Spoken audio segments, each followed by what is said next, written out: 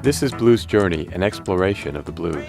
I'm Kip Lornell of the George Washington University, and this installment is called A Lasting Legacy. Train I ride, 16 coaches long. Train I ride. The song you're listening to right now is Mystery Train by Elvis Presley. Elvis Presley was one of the pioneers of rock and roll in the 1950s and a huge star until his death in the late 1970s. Presley was a huge fan of country music, gospel, but especially the blues. His first recording sessions covered a wide range of material, but the blues figured most prominently. Train, train, coming down the line.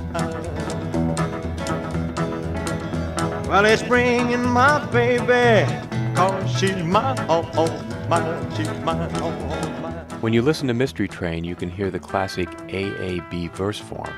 Presley not only listened to blues on the radio, he heard phonograph records, but most especially, he went down to Memphis's Beale Street to hear the music live. You ain't nothing but a hound dog, been snooping around my door.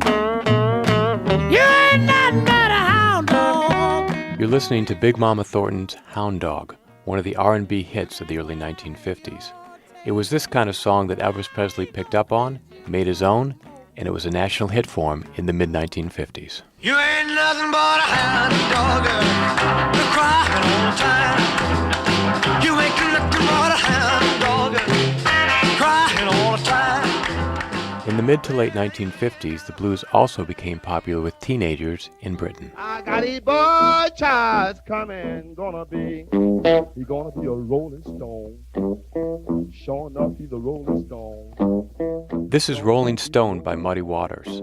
The name of this song became the name of one of the most popular bands in England in the 1960s. I followed her to the station with a suitcase in my hand. This is the Rolling Stones performing Love in Vain. Yeah, I followed her to the station with a suitcase in my hand. In the early 1960s, when the Rolling Stones were formed, they not only listened to old blues records, but when people like Muddy Waters and Howlin' Wolf came to town, they went to their live performances. Here are the Rolling Stones performing their version of Howlin' Wolf's Little Red Rooster.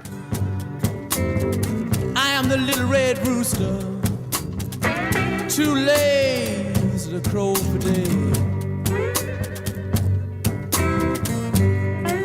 While the blues is not as popular as it once was, you can still hear its influences today.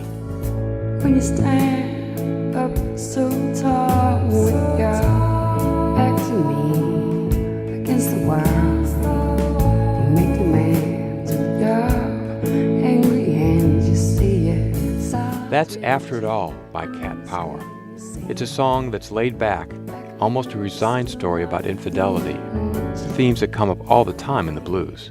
You can also hear echoes of the lament of a country blues performer in the accompaniment, which is both plain and spare.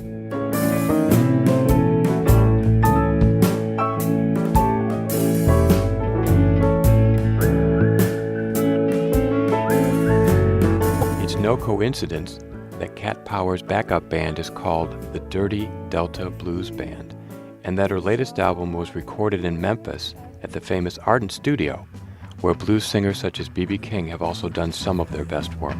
I got a monster in my closet. Someone's underneath my bed. You're listening to Boogie Monster by Gnarls Barkley. The term boogie, by the way, refers to a rhythmic pattern first developed by blues guitarists and piano players in the 1920s. One of the biggest hits in black music in 1928 was Pine Top's Boogie.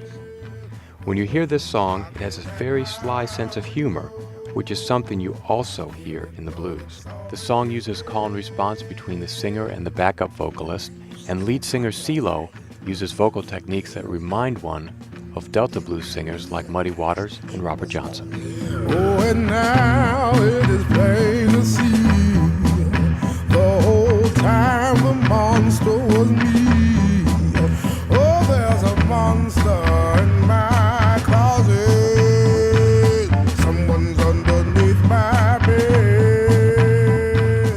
might seem old-fashioned and only remotely related to music in the 21st century, the blues legacy lives on in contemporary music.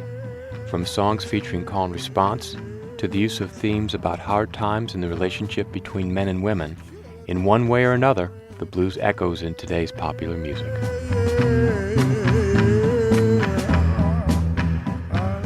Thanks for listening. I'm Kip Lornell of the George Washington University for Arts Edge, a program of the Education Department of the John F. Kennedy Center for the Performing Arts.